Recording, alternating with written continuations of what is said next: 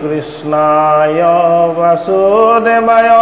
देवकी नंदनाय सनंद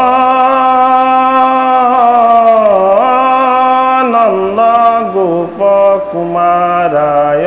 गोविंदाय नमो नमः। नमः पंकजनाभाय नमः पंकजमालिने नमः पंकजनेत्राय नमस्ते पंकजंहै। वसुदेवाश्रुतं कृष्णं कंससानुरमर्दनं दैवकी हृदयानन्दं कृष्णं वन्दे जगद्गुरुं हरिनाम।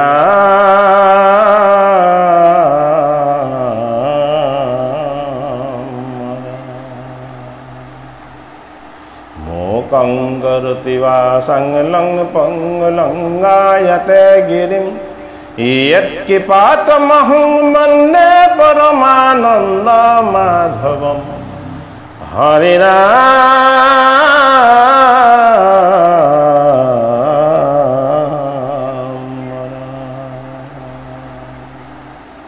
হে কৃপালু বাপ বান্ধৱ আই সমস্ত, আমি ক্ৰমশ পাঠ বিশ্লেষণ আগবঢ়াই অহা প্ৰহ্লাদ চৰিত্ৰৰ আজি দ্বাদশ কীৰ্তন ভাগীৰ পাঠ পৰ্যালোচনা আগবঢ়াবলৈ দিছোঁ। ঘোষা ও হৰি চৰণে লাগো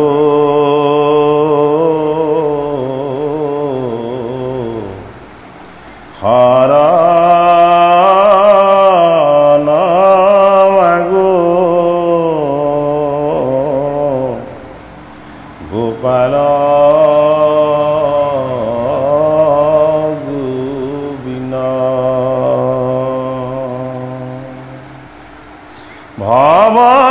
সিন্ধু মাজে অমজিলো মাধৱ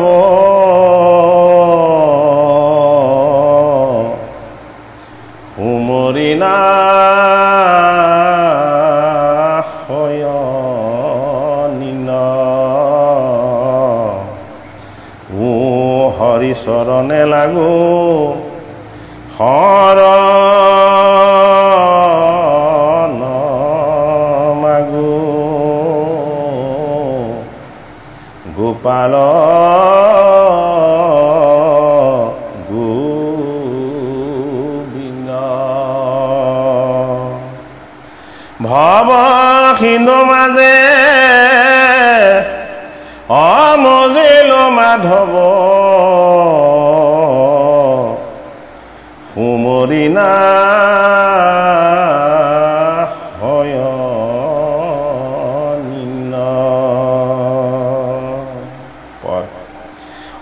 শ্ৰৱণ কীৰ্তন স্মৰণ বিষ্ণুৰ হে বচন পদ সেৱন অদায় সখিত বন্দন বিষ্ণুত হে কৰিব দেহায়ৰ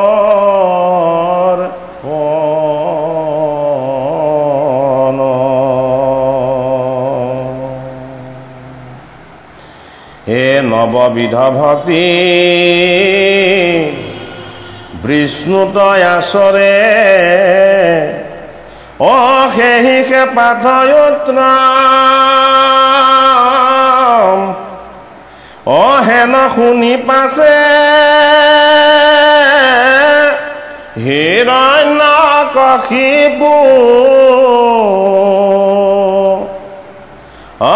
কোপে কাম্পে যেন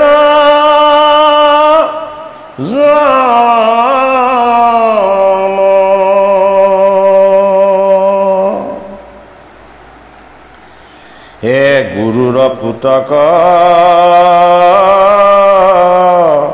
চাহি দৈত্যপতি হে পাৰিবে লাগি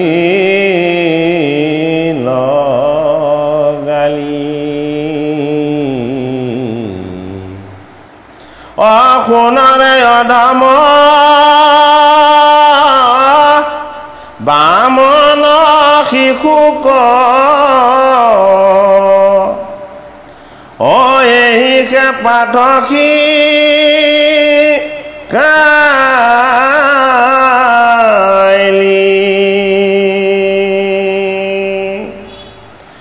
এখন নামৰকে বোলে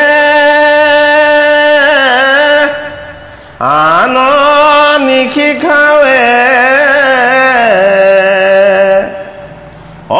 ইটো নপঢ়াইলো আমি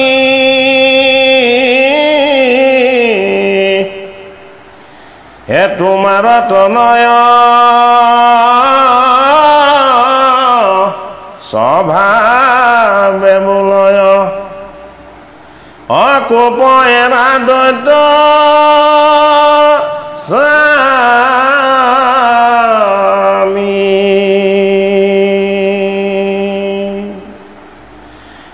শুনি আহি ৰৈন কহিব নাই শুধয় কথা পুত্ৰত গুৰু নিশিখাইলে হেন বিমংগল বাণী বোলা কেন মত প্ৰহ্লাদে বুলন্দ শুনি কথাত বিষয়ৰ নাহি গতি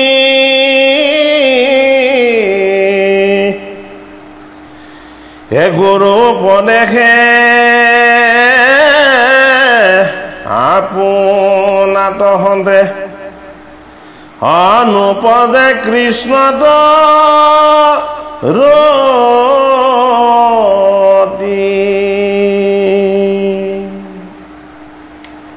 হে আপুনি বিষয়ী হোয়া যিটো জনে অবিষয়িক গুৰু মানে হে যেন অন্ধলাক অন্ধে উপদেশে বিষ্ণুক সিটো ন জানে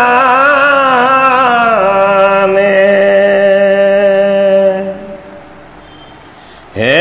বৈষ্ণৱক যাবে নকৰে উপাসা হে মোহে অন্ধামৃ মতি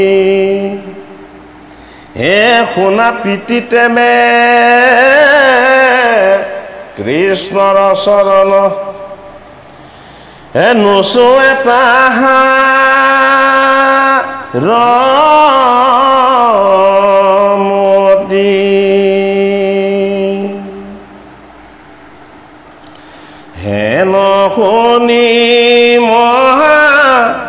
ক্ৰোধে দৈত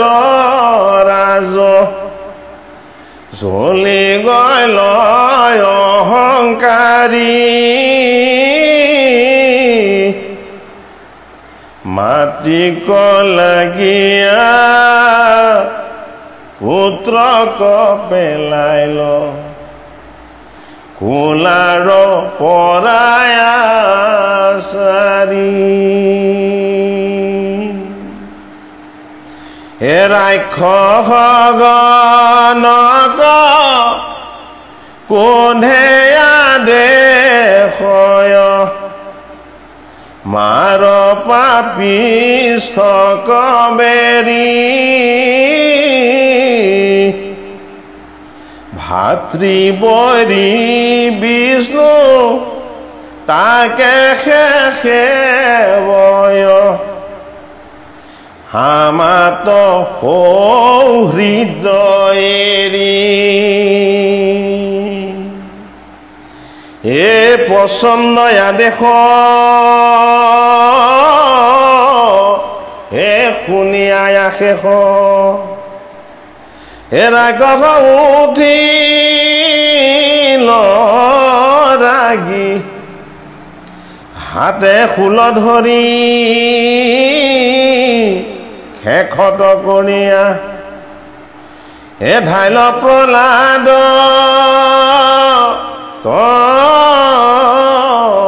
লাগি কাট মাৰ বুলি বান্ধিয়া সন্ধানে দিলে কশোলৰ ৰজাক হে বিষ্ণুক সুমৰি প্ৰহ্লাদ কুমাৰে কটাক্ষ নকৰে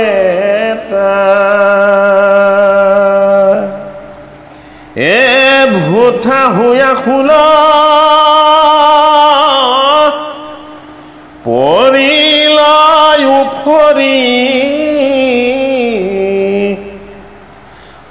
দেখি আছে সৰ্বজনে হেনয় অদবুত দেখি দৈত্যপদী এ পৰম সংকৃত মনে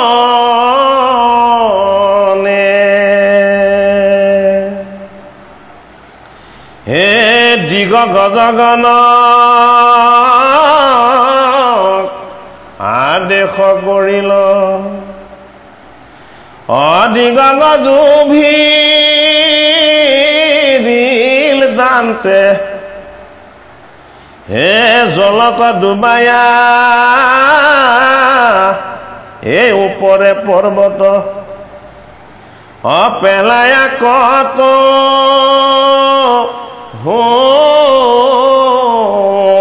জানতে হে মহাসৰ্পগণে বেৰিয়া দংশয় ও তাৰ দান্তক ভূগৈল ভাগি এ পৰ্বত শিখৰে তুলিয়া কতো পেলাৱে মাটিক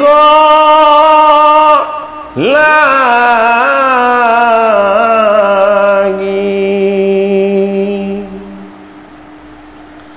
হে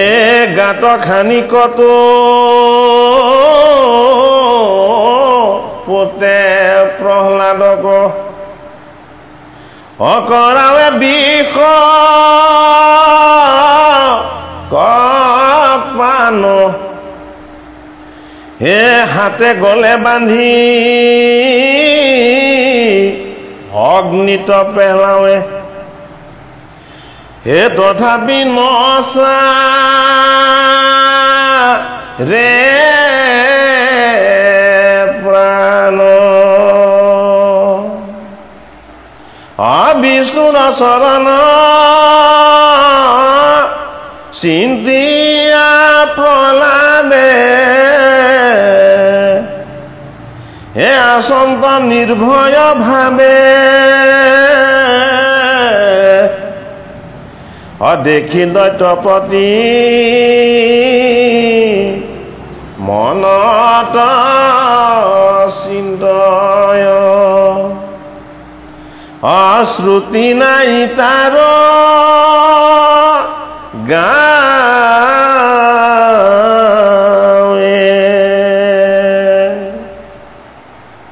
হে আশোক মৰিব ভয় নোপজয় অনেৰয় আমাৰ পাশ ইহাৰ বিৰুদ্ধে জানিলো অৱশ্যে হে মোহৰা হৈব বিনাশ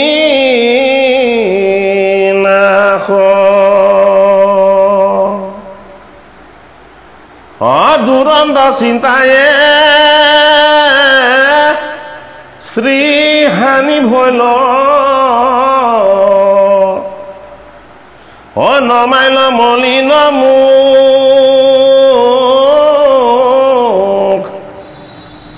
হে পাছে খন্দামৰকে বিৰলে বিনাৱে দৈতেন্দ্ৰৰ দেখি দুখ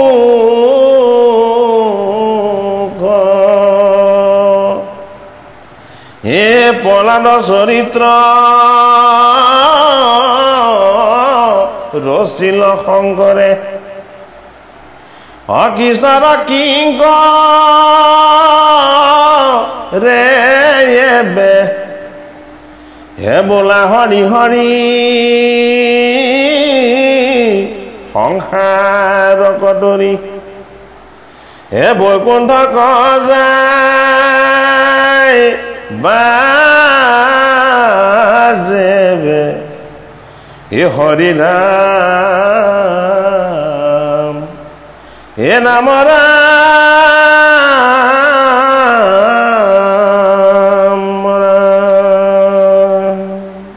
প্ৰহ্লাদ চৰিত্ৰৰ দ্বাদশ অধ্যায় কীৰ্তনত আমাক গুৰুজনাই পদবন্ধে নিবন্ধন কৰি জানিবলৈ দিয়ে যে ঘোষাৰ যোগেদি ঘোষণা কৰি আমাক শুনাইছে ও হৰি চৰণে লাগো শৰণ মাগো গোপাল গোবিন্দ হে জগতৰ হৰি তোমাৰ চৰণত আমাৰ মনটো যাতে নিমজ্জিত হয় আমি যাতে তোমাতেই সৰ্বদা আশ্ৰয় লওঁ তুমি গোপাল হিচাপে সমস্ত জগতক প্ৰতিপালন কৰোতা তুমি গোবিন্দ ৰূপেৰে সমস্ত জগতৰ গুৰু ভৱ সিন্ধু মাজে মজিলো মাধৱ কুমৰী নাশয় নিম্ন এই ভৱৰূপী মায়াৰ সিন্ধুৰূপী সংসাৰত আমি মগন হৈ থাকি আমি এই মায়াৰ সাগৰতেই যেন মজি থাকিলো হে মাধৱ হে মহানীশ্বৰ কুমৰী নাশয় নিম্ন এই মায়াৰ সংসাৰত আমি নিজকে নিমজ্জিত কৰাই ৰাখি তোমাৰ চৰণত আমি শৰণ লৈ তোমাৰ চৰণত আমি উপাসনা কৰিবলৈ আমি যে আহিব পৰা নাই আমাক কোনে নিন্দা নকৰিব আমাকনো কোনে নিন্দা নকৰিব হে হৰি আৰু পদৰ যোগেদি আমাক জনাইছে শ্ৰৱণ কীৰ্তন স্মৰণ বিষ্ণুৰ অৰ্চন পদ সেৱন হে দাস্য সক্ষিত্ৰ বন্দন বিষ্ণুত কৰিব দেহায়ৰ হে নৱবিধ ভক্তি বিষ্ণু তয় আচৰে সেহিহে পাথয়ুত্ৰ এহেন শুনি পাছে হিৰণ্যকশিপু কোপে কাম্পে যেন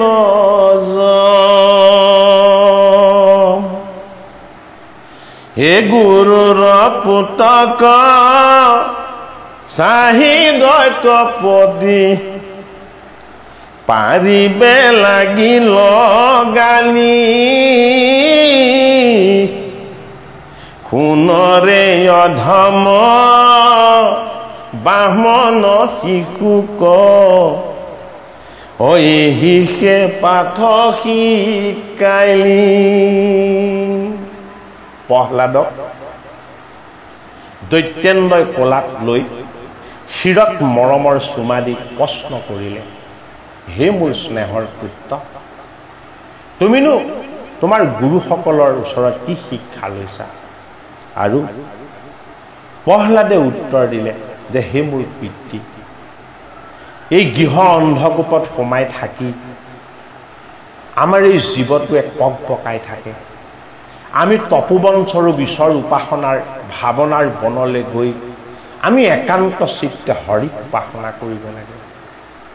আৰু দৈত্যেন্দ্ৰই বিষ্ণুৰ বৈৰী হৈ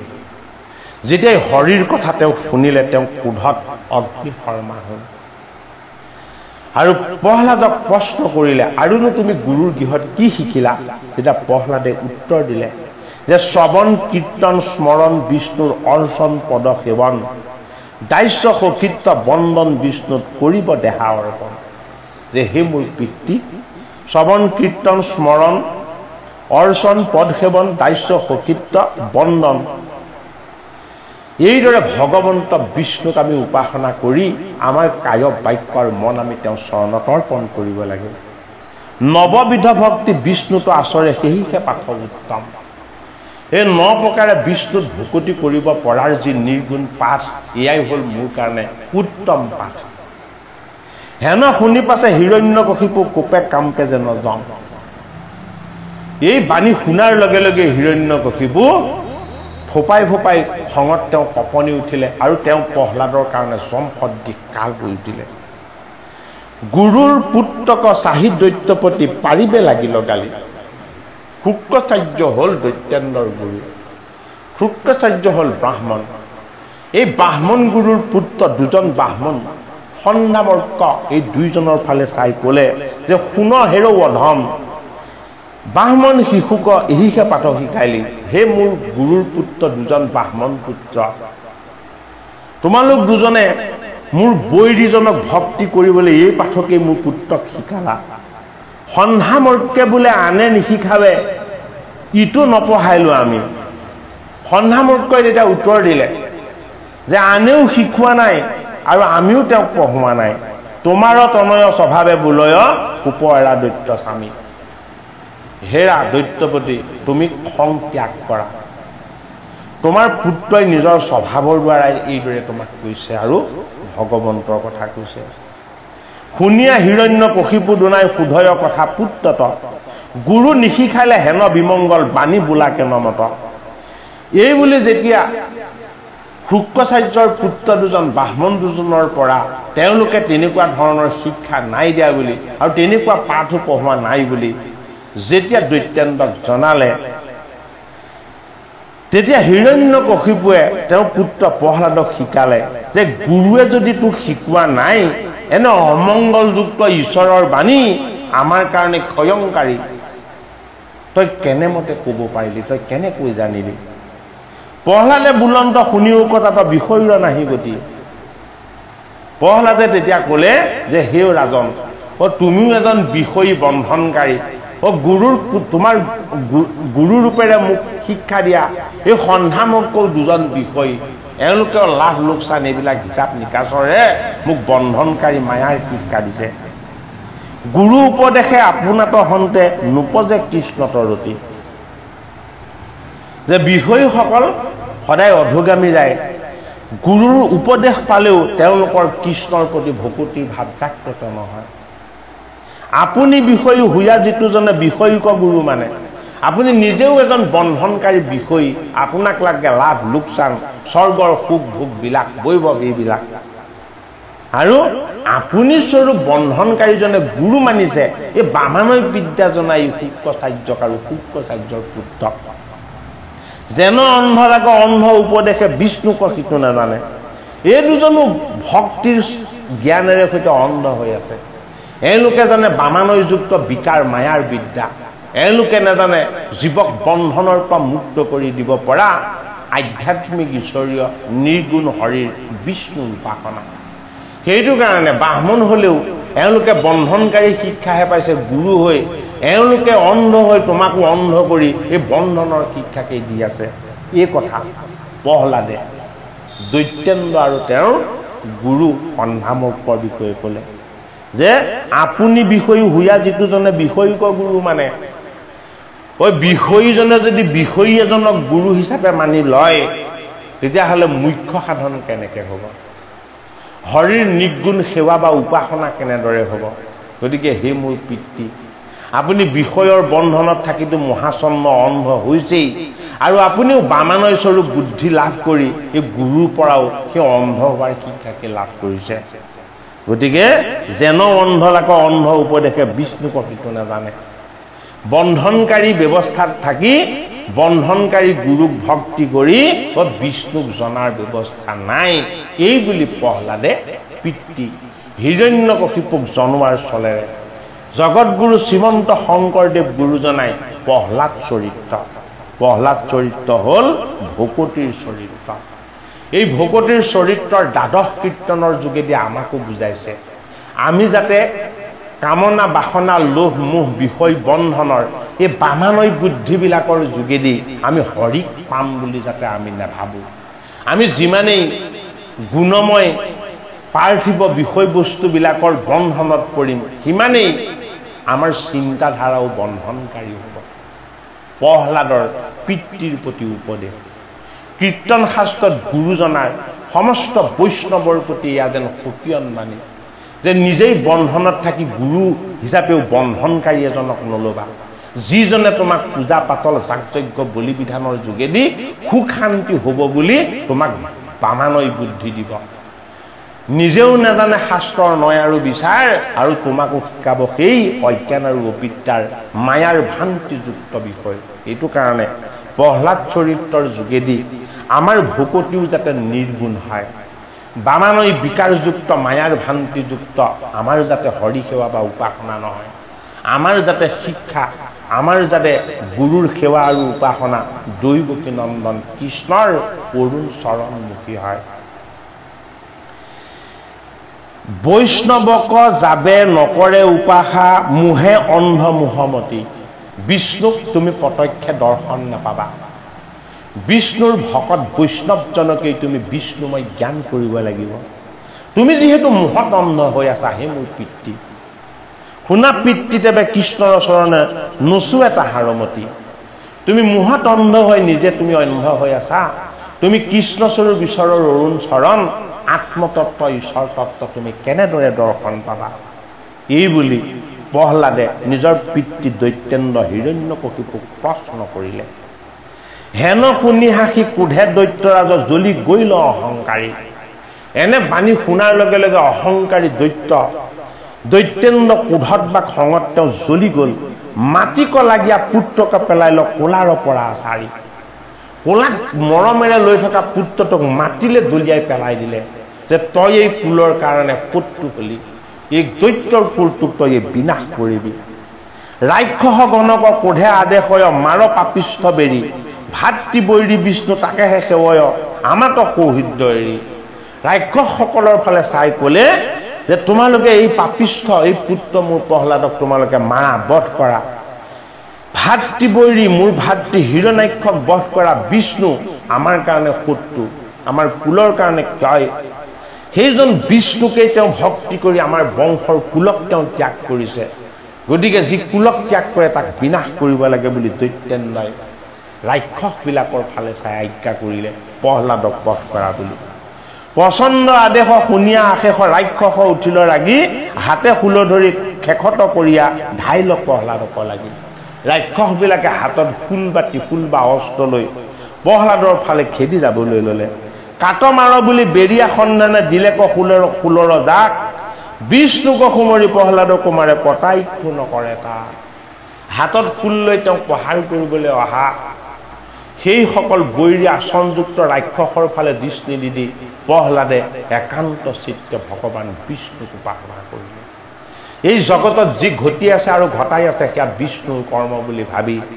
এই ৰাক্ষসবিলাকৰ হাতত থকা অস্ত্ৰৰ শক্তিও ভগৱান বিষ্ণু বুলি তেওঁ জ্ঞান কৰি তুমি এই কৰ্তা তুমি এই কাৰক তুমি এই কাৰণ তুমি এই নাৰায়ণ হে জগতৰ হৰি তুমি এই ৰক্ষক আৰু তুমি এই মৃত্যুপতি তোমাৰ যি ইচ্ছা হ'ব সেয়াই হওক বুলি ভগৱন্ত প্ৰভুক একান্ত চিত্তে প্ৰহ্লাদে উপাসনা কৰিলে ভূতা হুয়া খুল পৰিল উভৰি দেখি আছে সৰ্বজনে হেন অদ্ভুত দেখি দৈত্যপতি পৰিল পৰম সংগীত মনে প্ৰহ্লাদৰ ফালে প্ৰহাৰ কৰা অস্ত্ৰবিলাক প্ৰহ্লাদৰ গাত লাগি ভূতা হৈ গ'ল প্ৰহ্লাদৰ শৰীৰক বজ্ৰসমৰ ৰূপ দিলে ভগৱন্ত প্ৰভুৰ ভকতিৰ মহিমাৰ যোগেদি ভগৱন্ত প্ৰহ্লাদৰ ৰক্ষাৰ কবচ হ'ল ভগৱান বিষ্ণু যিমান অস্ত্ৰ প্ৰহাৰ কৰিলে সকলো ভূতা হৈ আঁতৰি গ'ল দিগ গজগণক আদেশ কৰিলা দিগ গজু ভিৰিল দান্তে জলত ডুবায়া ওপৰে পৰ্বত পেহলায় তাহাঁতো জানতে